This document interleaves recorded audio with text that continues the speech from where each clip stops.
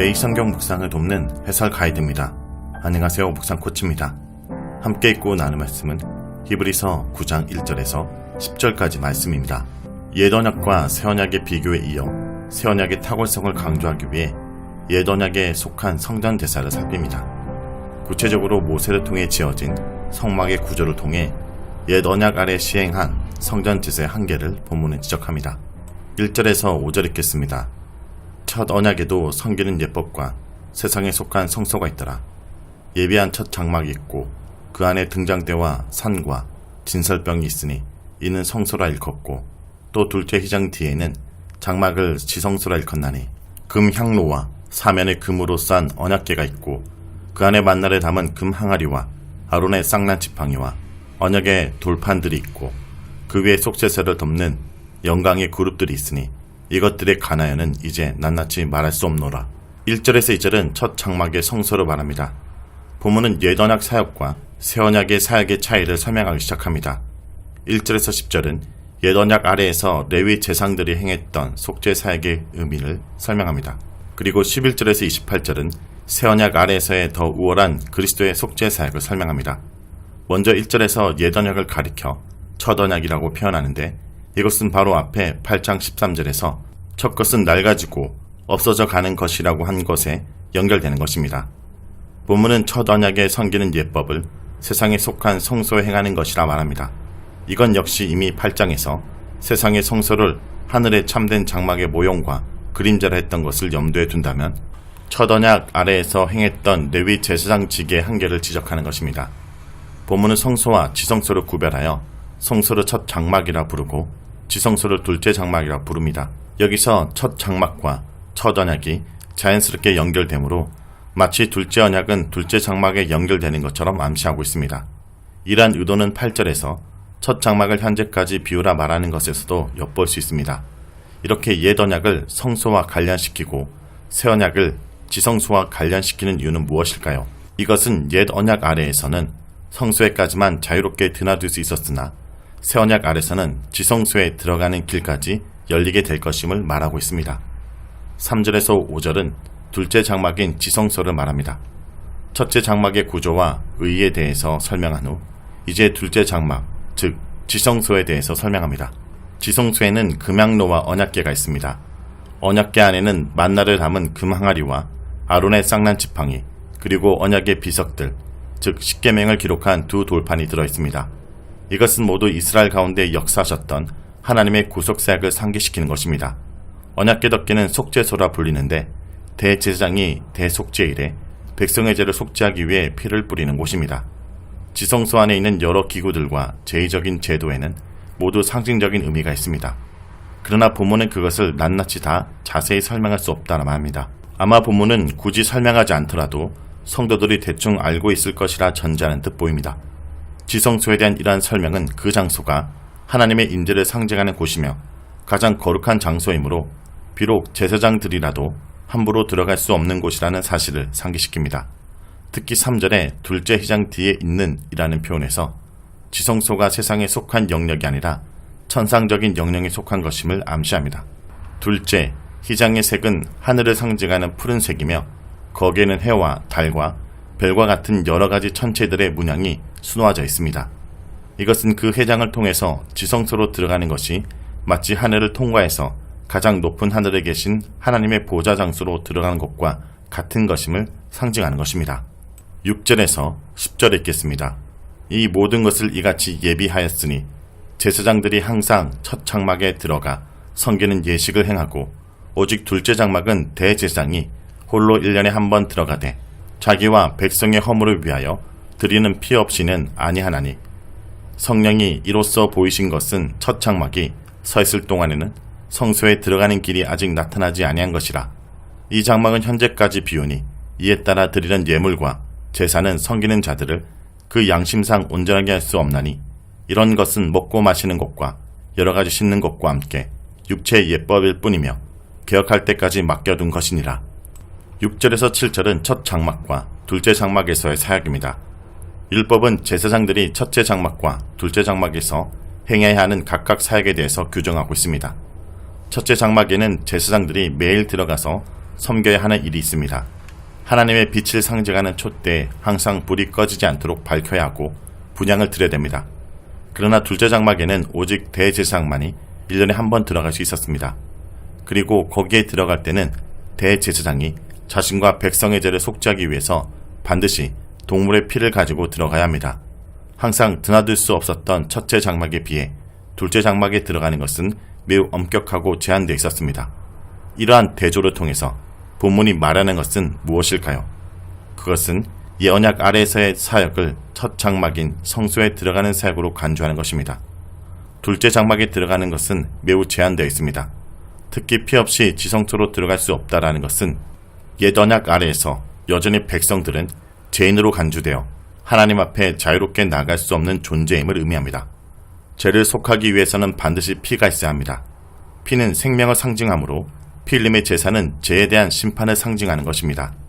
첫 언약 아래에서 백성들은 하나님 앞에 나아갈 때 여전히 자신의 죄에 대한 하나님의 심판을 두려워하면서 떨림으로 나갈 수밖에 없었습니다. 8절에서 9절은 첫째 장막의 비유적 의미입니다. 본문은 이제 첫 언약 아래에 있었던 레위 제사장들의 사역에 대한 비유적 의미를 설명하고 있습니다. 첫 언약은 첫 장막에 비유되고 있습니다. 그러나 여기서 첫 장막이라는 표현이 더 이상 2절과 6절에서 말하던 첫 장막과 같은 의미로 사용되지 않습니다. 본문은 지금까지 첫 장막이라는 표현을 지성소가 아닌 성소로 가리키는 것으로 사용했습니다. 그러나 이제는 첫 장막이 모세가 만들었던 땅에 있는 장막을 가리킵니다. 둘째 장막은 그리스도께서 사역하셨던 참 장막인 하늘의 장막을 가리킵니다. 본문은 첫째라는 단어를 공간적 의미와 시간적 의미로 번갈아 가며 사용합니다. 공간적으로 첫 장막은 성소를 가리키며 시간적으로 그것은 땅에 있는 모세의 장막을 가리키는 것입니다. 그러므로 첫 장막은 첫 언약 아래의 기간을 가리킵니다. 본문은 이것을 성령께서 보여주신 비유적 표현이라고 말합니다. 첫 장막에서 사역은 첫 언약의 기간 아래에서만 유효합니다.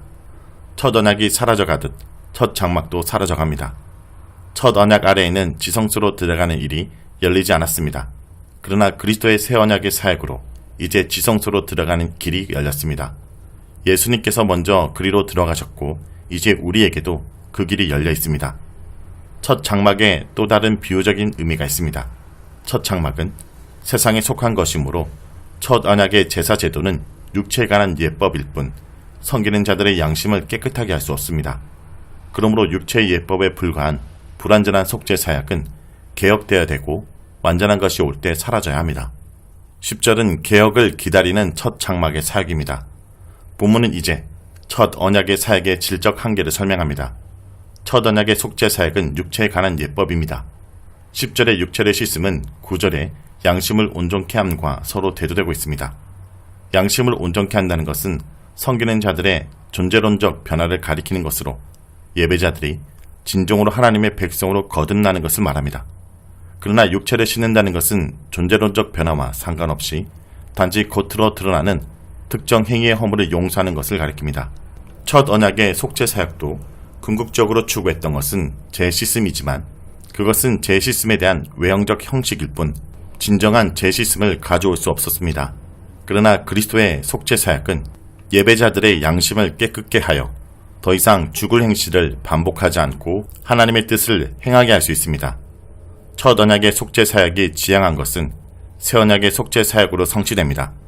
완전한 재씻음은 우리로 하여금 첫 언약 아래에서 닫혀있던 지성소로 들어가는 길이 열리게 하는 것입니다. 그리스도의 죽음에 의한 대속 사역은 우리를 하나님께로 나아가는 유일한 길이 됩니다. 자, 여기까지가 히브리서 9장 1절에서 10절까지 말씀입니다. 오늘 말씀을 통해 우리는 무엇을 묵상하고 적용해야 할까요? 예수님은 새로운 교제의 통로가 되어주십니다. 첫 언약에는 성소와 섬기는 예법이 있습니다. 하나님께서는 성막에서 자기 백성을 만나주시고 하나님의 임재를 경험하게 했습니다. 성소로 일컬어지는 곳에는 금향로와 등잔대와 떡을 진설한 상을 놓습니다. 지성소로 일컬어지는 곳에는 금으로 싼 언약궤가 있는데 만나를 담은 금항아리와 아론의 쌍난 지팡이와 언약의 돌판이 담깁니다. 뚜껑 위에는 속죄소를 덮는 영광의 그룹들이 있습니다. 성소는 하나님의 임재의 초소이자 말씀을 듣는 곳이며 백성과 교제하는 자리입니다. 은총과 자비의 공간입니다. 하지만 이런 제한적 방식의 교제는 임시적이고 불완전합니다. 그러나 주님께서는 새로운 장막이 되셔서 새로운 방식으로 하나님과 교제하는 길을 여셨습니다. 그러므로 언제, 어느 곳, 어떤 상황이든지 이제 우리는 예수님을 통해서 하나님께 나아갈 수 있습니다. 성도 여러분, 오늘 하루도 하나님과 단절된 삶이 아니라 새로운 교제의 통로가 되어주신 예수님을 통해서 하나님께 나아가는 주의 백성들이 되길 간절히 기도드립니다.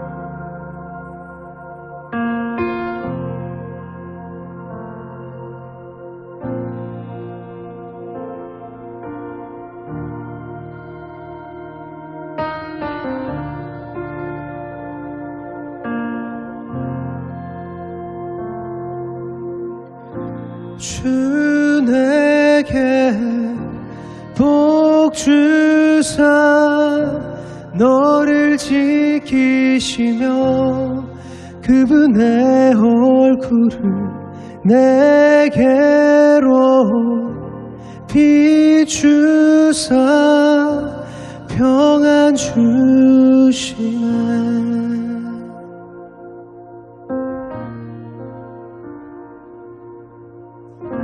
주 내게 복 주사 너를 지키시며 그분의 얼굴을 내게로 비추사 평안 주시네.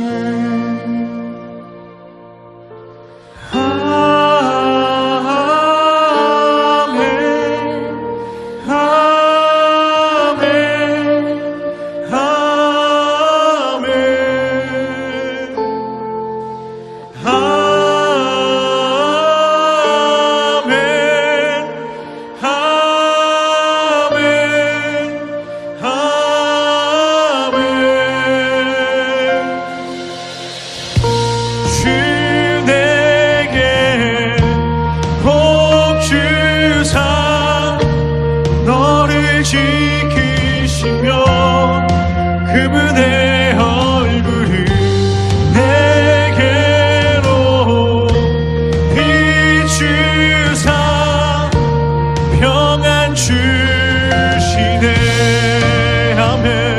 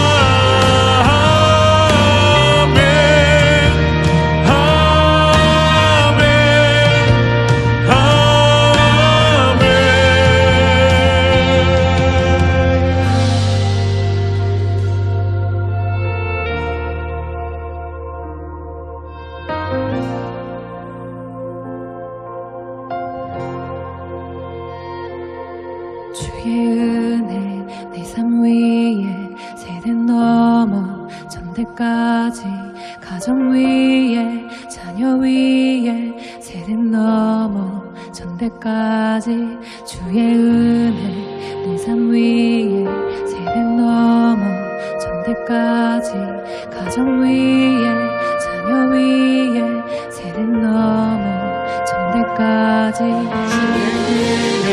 내 삶 위에 세대 넘어 천대까지 가정 위에 자녀 위에 세대 넘어 천대까지 주의 임재 내 삶 앞에 모든 먼저 계셔 주위에서 머무시며 모든 곳에 함께 계셔 하루 종일 위하시네 걸음마저 돌보시네 슬플 때나 기쁠 때나 주님께서 위하시네 위하시네 위하시네 위하시네 위하시네 위하시네 위하시네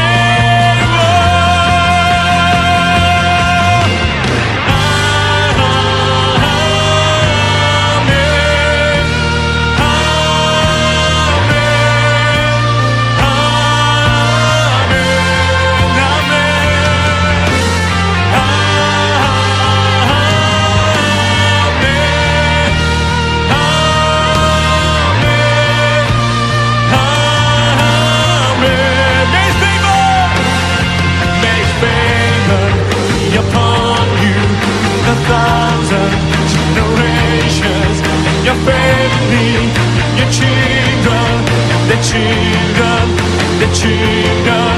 May His presence go before you, and behind you, and beside you, all around you, and within you. He is with you, He is with you. In the morning, in the evening, in your coming, and your going, in your weeping, and rejoicing. He's for you, He's for you, He's for you, He's for you, He's for you, He's for you, He's for you, He's for you, yeah.